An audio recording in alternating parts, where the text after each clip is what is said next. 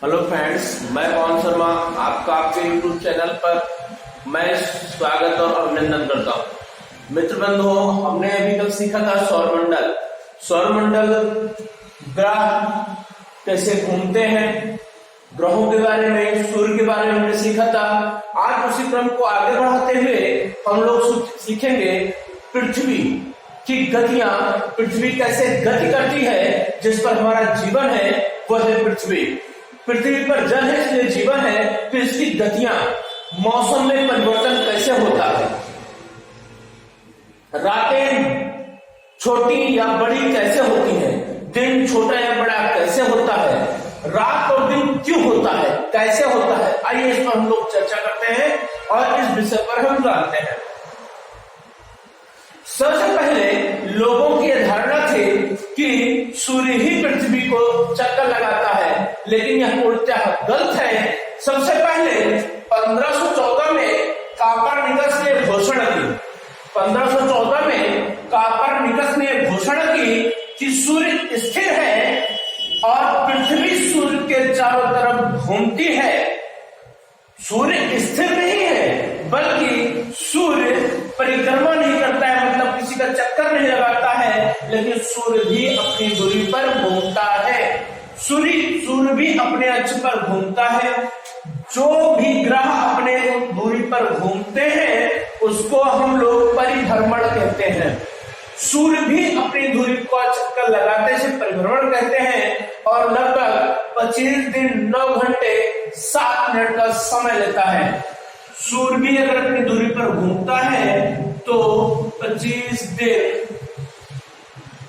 9 घंटे 7 मिनट का समय लेता है अपनी दूरी पर घूमने पर। अब इससे तुमको कोई मतलब नहीं है, घूम रहा अपनी दूरी पर, अब इसके जो किरणें हैं हमारी पृथ्वी तक पहुंचती हैं। इसकी जो किरणें निकलती हैं, इसका जो वेग है 3 लाख किलोमीटर प्रति सेकंड की दर से ये पृथ्वी को प्रकाशित करती रहती हैं। अब ये पृथ्वी को प्रकाशित कर रही है तो पृथ्वी पर तो दिन होना चाहिए हमेशा, तो फिर रात कैसे हो जाती है? आइए अब हम जानते हैं पृथ्वी की गति 2 प्रकार से करती है। पृथ्वी की गतियों के बारे में सीखने से पहले पृथ्वी के संक्षिप्त रेखाओं, जो काल्पनिक रेखाएं हैं, इनके बारे में हम सीख लेते हैं। पृथ्वी हमारी ये है, हमारी ये पृथ्वी है। पृथ्वी को ऊपरी वाले भाग को नॉर्थ पोल या उत्तरी ध्रुव कहते हैं और नीचे वाले भाग को साउथ पोल या दक्षिणी ध्रुव कहते हैं। यहां पर एक बीचों बीच में इस रेखा को जो 0 डिग्री पर है, इसको हम विषुवत रेखा या भूमध्य रेखा कहते हैं। इसको हम लोग मध्य रेखा कहते हैं। इसके ऊपर जैसे चलेंगे 23.5 डिग्री नॉर्थ में, इसको हम लोग कर्क रेखा कहते हैं। इसके ऊपर और चलेंगे, कहते हैं उत्तरीय ध्रुवीय वृत्त, जो 66.5 डिग्री पर है नॉर्थ में। उत्तरीय दक्षिणी ध्रुव है, उत्तरीय वृत्त है। इसके नीचे भूमध्य रेखा के नीचे जस्ट मकर रेखा है। ध्यानपूर्वक बात को समझने का प्रयास, ये मकर रेखा है। मकर रेखा है जो 23.5 डिग्री साउथ में है। इसके नीचे दक्षिणीय ध्रुववृत्त है जो 66.5 पर है और इसी पर ही हमारी पृथ्वी का झुकाव है और सदैव हमारी पृथ्वी 66.5 डिग्री पर झुकी होती है। इसीलिए कह सकते हैं ध्रुव तारे की ओर हमेशा हमारी पृथ्वी झुकी रहती है। ऐसे झुके होने के कारण देखिए पृथ्वी हमारी हर जगह झुकी हुई है।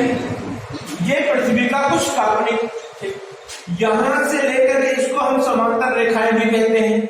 ऊपर से नीचे तक अगर देखेंगे इसे हम देशांतर रेखा कहते हैं। प्रकार एक जाल बन जाता है, पूरी पृथ्वी इसी पर हमारी दिखाई दे रही है। अब सूर्य पृथ्वी की दो गति है। अगर पृथ्वी की गतियों पर पढ़ते हैं, पृथ्वी दो गति करती है। पहली गति है इसकी परिक्रमा और दूसरी गति है परिभ्रमण। परिक्रमा और परिभ्रमण में देखिए, परिभ्रमण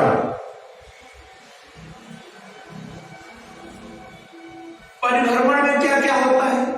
हमारी पृथ्वी अपने अक्ष पर घूम रही है, पश्चिम से पूरब। अगर दिशाओं से देखते हैं तो हमारी पृथ्वी पश्चिम से पूर्व की दिशा में घूम रही है, जिसे हम परिभ्रमण कहते हैं। अपनी धुरी पर लगभग ये अपनी धुरी पर जो घूमती है 23 घंटे 56 मिनट में 4 सेकेंड में अपनी धुरी पर ये घूमती है।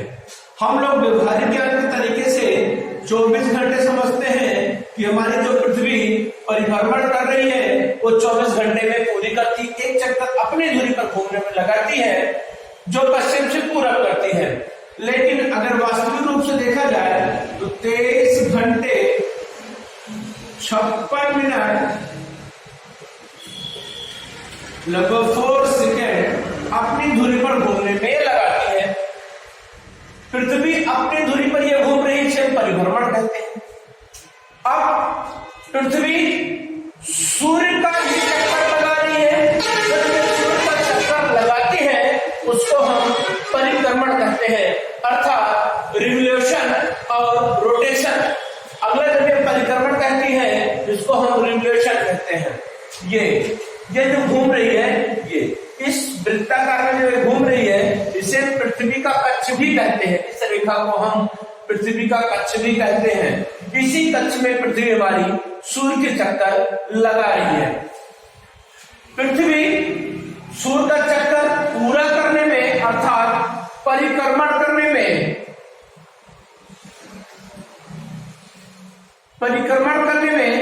365 दिन 5 घंटे 48 मिनट 45 सेकंड लगाती है, जो हम लोग लगभग 365 दिन समझते हैं। ये सूर्य का पूरा चक्कर लगाती है। अब इसके परिक्रमण से क्या पृथ्वी पर परिवर्तन हो रहा है, या इस पृथ्वी के परिभ्रमण करने से पृथ्वी पर क्या परिवर्तन होता है? यदि पृथ्वी घूम रही है, अर्थात परिभ्रमण कर रही है, तो सूर्य जब ये घूम रहा है तो सूर्य की फ्लेम, सूर्य की किरणें जिस भाग पर पड़ती हैं, वहां पर तो प्रकाश रहित अर्थात दिन होता है, प्रकाश युक्त होता है अर्थात दिन होता है, और जहां पर सूर्य की किरणें नहीं पहुंच पाती हैं, वह प्रकाश रहित अर्थात रात्र होती है। ऐसे ही प्रक्रिया, ये तो घूम रही है पृथ्वी हमारी, अर्थात परिभ्रमण कर रही है, तो दिन और रात हो रहा है। इसके कारण पृथ्वी के परिभ्रमण के कारण दिन और रात हो रही है, दिन और रात हो रही है। सूर्य का प्रकाश जहां पड़ेगा वहां दिन, सूर्य का प्रकाश जहां नहीं पड़ रहा है वहां पर रात हो रहा है। अगला है, इसके कारण पृथ्वी भूमध्य रेखा पर, यहां पर ये भूमध्य रेखा पर उभरी हुई तथा ध्रुवों पर चपटी हुई नजर आ रही है परिभ्रमण के कारण। इसके बाद अगर हमारी पृथ्वी घूम रही है तो दिन, और जहां प्रकाश हो रहा है और जहां प्रकाश नहीं पहुंच रहा रात हो रहा है। तो जब प्रकाश होना शुरू हो रहा है तो हम कहते हैं सूर्योदय हो रहा है, जब प्रकाश बंद होना शुरू हो रहा है तो कहते हैं सूर्य अस्त हो रहा है। अर्थात परिभ्रमण के कारण ही सूर्य उदय तथा अस्त हो रहा है, उदय तथा अस्त होता हुआ नजर आ रहा है। अगला है, जब सूर्य उदय हो रहा है पूर्व में, अस्त हो रहा है पश्चिम में, तो इससे हमको दिशाओं का भी ज्ञान हो रहा है। परिभ्रमण से दिशाओं का ज्ञान होता है,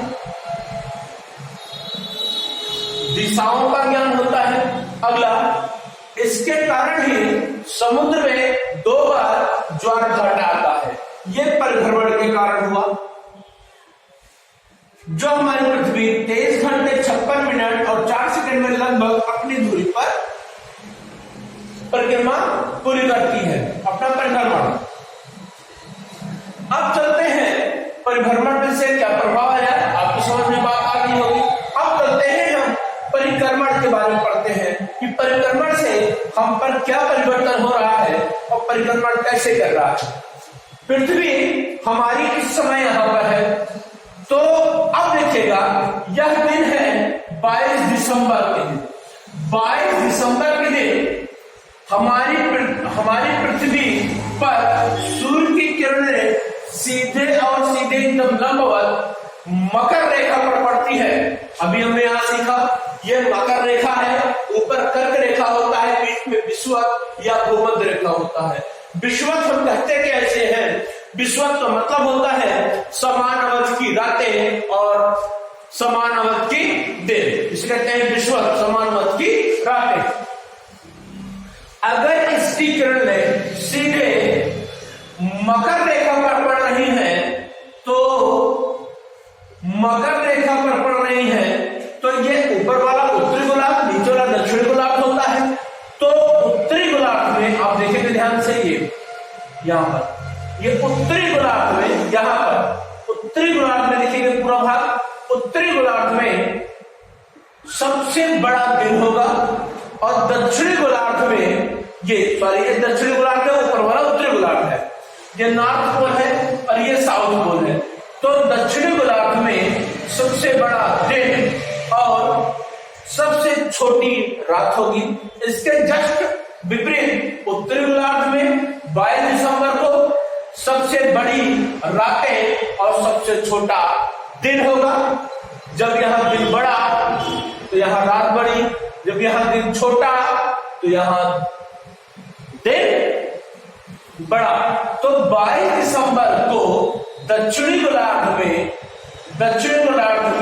अर्थात मकर रेखा पर लंबवत किरणें इसकी पड़ रही हैं, तो यहाँ पर दिन बड़ा होगा, रातें छोटी होंगी, और इसके जस्ट अपोजिट उत्तरी गोलार्ध में दिन छोटे और रात बड़ी होगी। क्योंकि मकर वृत्त पर लंबवत किरणें पड़ रही हैं, दक्षिण में दिन बड़े होते हैं और उत्तर में दिन छोटे होते हैं। अब और आगे जब चलेंगे, हमारी पृथ्वी को आपको पता ही चल गया 365 दिन 5 घंटे 48 मिनट 45.51 सेकेंड में पृथ्वी अपने कक्ष को 1 वर्ष में पूरी तरह से परिक्रमण को पूरी करती है। यही प्रक्रिया जब हमारी पृथ्वी 66.5 डिग्री पर झुकी हुई है, अब झुकी होने के कारण एक स्थान पर सूर्य की किरणें नहीं रहती हैं, बल्कि अलग अलग स्थानों पर सूर्य की किरणें पड़ती रहती हैं। इसी के कारण यहाँ पर ऋतु परिवर्तन होता रहता है। ऋतु परिवर्तन का सबसे प्रमुख कारण है पृथ्वी का झुकाव तथा परिक्रमण। अब ये पृथ्वी अगर हमारी ऊपर पहुंच रही है, तो अगर ये यहां पर आ रही है, तो 21 मार्च के दिन, लगभग 21 मार्च दिन, इसे कहते हैं विषुवत रेखा या भूमध्य रेखा। विषुवत रेखा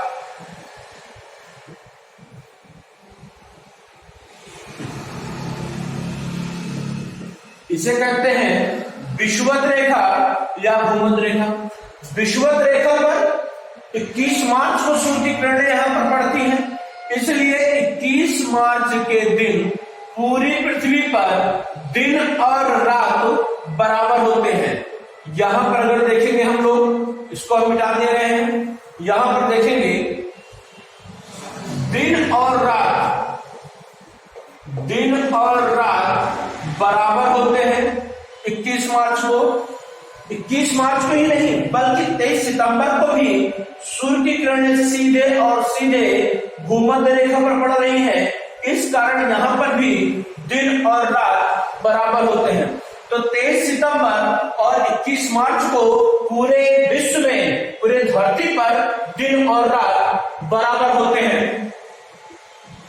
अगर ये यहाँ पर और ऊपर, क्योंकि सूर्य की किरण तो यहाँ पर पड़ रही है, तो ये ध्रुव पर रोशनी तो जा रही है, लेकिन ऊपर वसंत और नीचे शरद ऋतु रहती है, क्योंकि यहाँ पर पूरी तरह से सूर्य की रोशनी नहीं पहुंच पा रही है। यही प्रक्रिया जब 21 मार्च के आगे धीरे धीरे और हमारी पृथ्वी धीरे धीरे जब उस परिक्रमा को अपने पूरा कर रही होती है तो यह पहुंच जाती है 21 जून को। फिर वही प्रक्रिया 21 जून को देखेंगे। अब सूर्य की किरणें सीधा और सीधा किस पर पड़ रही है? लंबवत।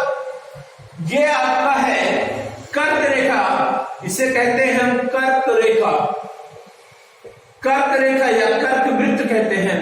अब सूर्य किरणें कर्क रेखा पर पड़ रही है लंबवत। तो 21 जून को अगर हम देखेंगे ऐसे देखेंगे या ऐसे, तो ये उत्तरी ध्रुव में, अब चूंकि लंबवत यहां पड़ रहे हैं तो उत्तरी ध्रुव में दिन बड़े होंगे और दक्षिणी ध्रुव में, दक्षिणी ध्रुव है, यहां पर रातें बड़ी होंगी, अर्थात यहां पर दिन छोटा होगा क्योंकि सूर्य का प्रकाश यहां नहीं पहुंच पा रहा है, कम समय में पहुंच रहा है।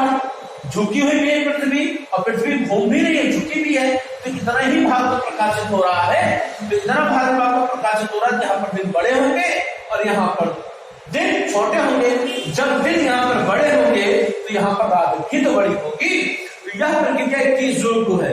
21 जून को कर्क रेखा पर सबसे बड़ा दिन और सबसे छोटी रात होती है, तथा 21 जून को दक्षिणी ध्रुव पर सबसे बड़ी रात और सबसे छोटा दिन होता है। और इधर सूर्य की रोशनी नहीं पहुंच पा रही है दक्षिण ध्रुव पर, यहाँ पर शीत ऋतु है, यहाँ पहुंच रही है उत्तरी ध्रुव पर, इसलिए यहाँ पर ग्रीष्म ऋतु है। अब अगर जून के बाद आता है जुलाई, अगस्त, अब आ जाते हैं सितंबर पर। सितंबर धीरे धीरे परिवर्तन होते हुए जा रहा है। अब पहुंच जाते हैं 23 सितंबर पर। 23 सितंबर में पुनः सूर्य की जो किरणें कहां पड़ रही है? विषुवत रेखा पर पड़ रही है या भूमध्य रेखा पर पड़ रही है। ये 0 डिग्री पर, ये 0 डिग्री पर है। जितने भूमध्य रेखा हमारे 0 डिग्री पर है, जैसे हमने अभी यहाँ पर सीख लिया है। ये 66.5 डिग्री पर हमारी पृथ्वी हर जगह झुकाव है। ये हमेशा ये ध्रुव तारे की ओर झुकी होती है हमारी पृथ्वी 66.5 डिग्री पर झुकी होती है। अब यहाँ पर सूर्य की रोशनी यहाँ पर तो पड़ रही है यहाँ पर, लेकिन यहाँ पर कम पड़ रही है। तो ऊपर शरद ऋतु, नीचे बसंत ऋतु, दिन रात बराबर हो रहे हैं। अब विषुवत लंब पर, तो जब इसके झुकी होने के कारण और ये घूम भी रहा है अर्थात परिक्रमण कर रहा है, इसके कारण दिन और रात की अवधि में आपने देखा परिवर्तन हो रहा है। पृथ्वी की सतह पर सभी स्थानों पर गर्मी समान नहीं हो रही है। क्यों? क्योंकि पृथ्वी झुकी है और परिक्रमण भी कर रही है। 4 मौसम सर्दी, गर्मी, पतझड़ का सबसे प्रमुख कारण है पृथ्वी का झुका होना तथा परिक्रमण होना।